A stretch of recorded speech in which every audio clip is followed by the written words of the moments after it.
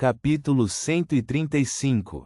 Há algo lá, disse Klein com um tom sério, apontando para os degraus que separavam a sala de estar e a sala de jantar. Certa vez, ele leu nos registros confidenciais dos falcões noturnos que, se situações semelhantes aparecessem na percepção espiritual de alguém, geralmente implicava que havia algo de mal e corrompido escondido no local indicado.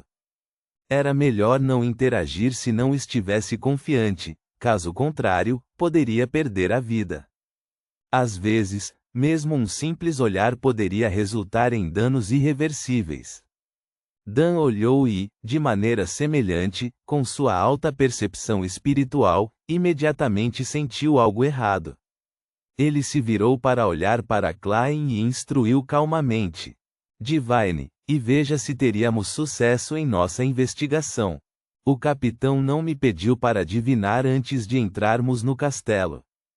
Ele estava bastante confiante. Isso significa que ele acredita que a coisa oculta pode ser mais perigosa que o espectro. Klein assentiu em silêncio. Ele colocou o revólver no coldre e entregou a bengala a Free. Ele então soltou a corrente de prata com o pêndulo de topázio de dentro da manga, segurou-a com mão esquerda e silenciosamente recitou uma declaração adequada. Instantaneamente, seus olhos escureceram e uma brisa começou a espiralar ao redor dele. A investigação do local escondido no castelo antigo seria bem-sucedida. A investigação do local escondido no castelo antigo seria bem-sucedida. Reticências. Depois de recitar a declaração 7 vezes, os olhos de Klein recuperaram sua cor normal. Ele viu o topázio pendurado girando no sentido horário. Não era muito óbvio, mas girava inconfundivelmente no sentido horário. Isso significava que a investigação seria bem-sucedida. Klein, que já era um verdadeiro vidente, imediatamente assentiu para Dan e Free. Nós conseguiremos lidar com o perigo, ou ainda pode não haver perigo algum. Dan prendeu o emblema sagrado do sol mutante no lado esquerdo do peito e depois pressionou o chapéu. Ele caminhou rapidamente em direção aos degraus e habilmente começou a procurar um mecanismo. Free, que havia pego a manopla, devolveu a bengala de Klein. Ele pegou seu revólver e examinou cuidadosamente os arredores, como se tivesse medo de que um inimigo aparecesse de repente. Ainda não sou profissional o suficiente como um falcão noturno. Klein se preparou, pegou seu revólver e também ficou alerta. Poucos minutos depois, não se sabia o que o ajoelhado Dan Smith havia ativado quando sons pesados emanaram da escada. O chão se abriu, revelando um conjunto de degraus descendo. Uma vibração fria e corrompida emanou, aparentemente condensando-se em algo corpóreo. Dan olhou de relance e removeu o artefato selado 30782 do peito e o jogou diretamente no alçapão. Depois de alguns clanks, não se sabia onde o emblema sagrado havia parado. Se houvesse espíritos mortos lá dentro, eles definitivamente jogariam 30782 de volta. Isso seria interessante. Klein olhou para as escadas e esperou pacientemente. A sensação sinistra e corrompida persistente logo se dissolveu como neve encontrando o sol. Calor e pureza cobriram a entrada do alçapão. Klein, desça comigo. Free ficará aqui e impedirá que outros inimigos destruam o mecanismo. Dan tomou uma decisão experiente. Tudo bem. Klein não recuou da tarefa. Ele deu 2 passos à frente e chegou ao lado de Dan. Free assentiu, sem baixar a guarda. Dan desceu primeiro, seus passos reverberando no silêncio. Ele não preparou nenhuma fonte de luz. Para um Beyonder que seguia o caminho de sem sono, a escuridão não era um obstáculo, mas uma bênção. A visão deles não era prejudicada por esse ambiente. Depois de descer alguns passos, Dan de repente se virou e olhou para Klein. Esqueci que você não tem visão noturna. Não estou acostumado a preparar objetos que fornecem iluminação. Capitão, não precisa se preocupar comigo, tenho minha visão espiritual. Klein percebeu que não estava chocado. Aquele capitão da hora de antes era de fato anormal. Em sua visão espiritual, a escuridão diante dele foi exibida em um filme cinza. Embora estivesse muito embaçado, bastava descobrir onde estavam os degraus. Bem, o capitão com certeza está saudável e seu estado mental também está bem. Klein cuidadosamente estendeu os pés e desceu lentamente. O lance de escadas não era longo.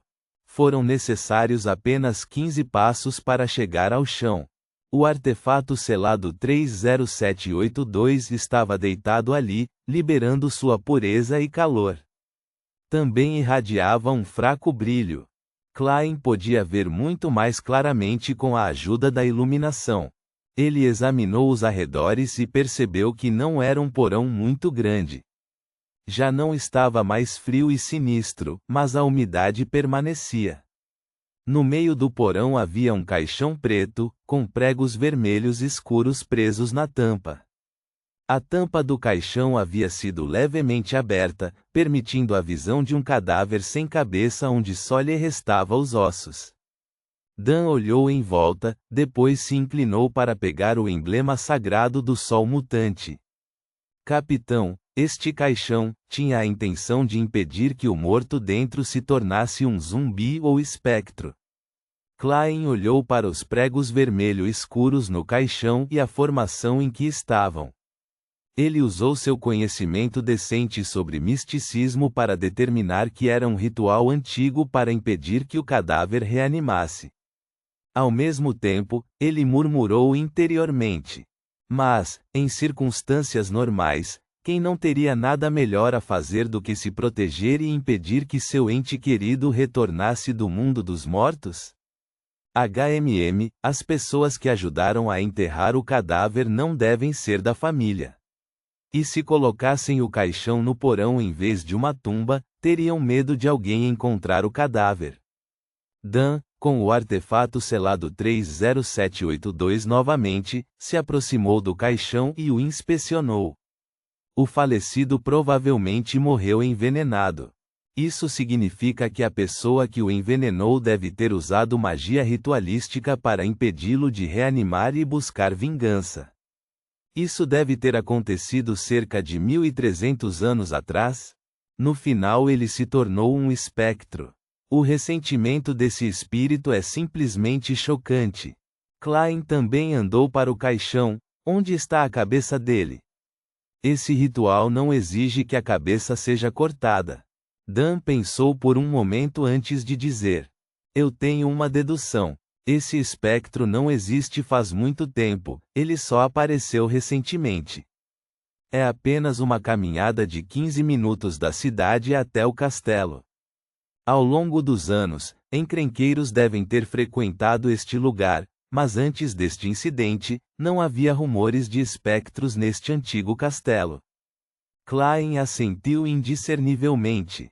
Capitão, o que quer dizer é que alguém veio aqui recentemente, abriu o caixão e levou a cabeça do falecido? Sim, o ritual impede o cadáver de reanimar, mas também sela e preserva seu ressentimento dentro do caixão. Quando o caixão foi aberto e o ritual dissipado, esse ressentimento rapidamente se transformou em um espectro com a ajuda da manopla. Não há cadáver da pessoa que abriu o caixão, então não deve ser uma pessoa comum. Além disso, por que ele levaria embora o crânio do esqueleto? Dan olhou para o esqueleto no caixão. Para que o ressentimento seja preservado por tanto tempo, deve haver outra razão além do ritual. Ele poderia ter sido um Beyonder quando estava vivo, talvez um descendente de uma ou duas gerações de um Beyonder de sequência intermediária. Estou falando das sequências intermediárias conforme definido no passado, sequências 5 ou 6. E tais cadáveres são sempre especiais. Seu crânio pode ser usado em algum tipo de ritual ou em alguma outra ocasião. Dan fez uma pausa antes de continuar. O que eu acabei de dizer agora foi apenas uma hipótese, mas podemos tentar verificar parte dela. Podemos nos separar mais tarde na cidade e investigar para ver se alguém já se machucou, quando jovens. Bem, se ainda estiverem vivos, provaria que o espectro apareceu apenas recentemente. Uma linha lógica de pensamento, elogiou Klein. Ele vasculhou rapidamente o porão, mas não encontrou mais nada. Ele tentou usar magia ritualística para fazer um esboço do convidado, que entrou no porão, mas porque fazia mais de um mês desde que isso aconteceu, bem como o ambiente perturbado devido ao aparecimento frequente do espectro, não houve resultado. Ele então tomou o lugar de Free, permitindo que o especialista sobre os mortos conduzisse mais testes. 15 minutos depois, quando o sol estava desaparecendo no horizonte, Dan e Free subiram os degraus e retornaram ao salão do antigo palácio. Dan procurava o mecanismo do alçapão enquanto Free fazia uma breve descrição. O falecido foi realmente envenenado até a morte. Os vestígios perto do pescoço apareceram recentemente, no máximo 3 meses atrás. Isso significa que é altamente provável que alguém tenha vindo aqui antes, assentiu Klein, pensativo. Os 3 falcões noturnos voltaram para a cidade de Lamude antes que escurecesse e alugaram 2 quartos em uma pousada. O membro com o artefato selado 30782 levaria esse item perigoso para um passeio fora da cidade, onde ninguém estaria. Eles trocavam de turno uma vez a cada 2 horas e, portanto, precisavam apenas de 2 quartos. Depois de um jantar simples, Klein, Dan e Free imediatamente se separaram e cobriram todos os cantos da cidade, questionando os moradores que viviam na cidade há bastante tempo. Em situações como essa, seus documentos de identificação como policiais se mostraram bastante úteis. Reticências. Oficial, por que está perguntando isso? Eu costumava ir ao castelo abandonado para brincar quando era jovem. Ferido? Definitivamente, como uma criança poderia não ter caído enquanto brincava? Eu lembro, sim, eu fui cortado por uma pedra afiada nas paredes exteriores do antigo castelo no passado. Um homem loiro de 40 anos olhou intrigado para Klein, mas respondeu sua pergunta honestamente. Ele era a 14ª pessoa que Klein havia questionado, e, dentre elas, apenas 2 se lembravam vividamente de terem se ferido no castelo quando eram jovens. A dedução do capitão está correta, Klein decidiu enquanto guardava seus documentos de identificação. Ele sorriu e disse: "Obrigado por sua cooperação, não tenho mais perguntas." Ele estava prestes a sair quando o homem de 40 anos o chamou. "Oficial, você está interessado no castelo antigo? Tenho uma pintura a óleo do primeiro barão que residia lá.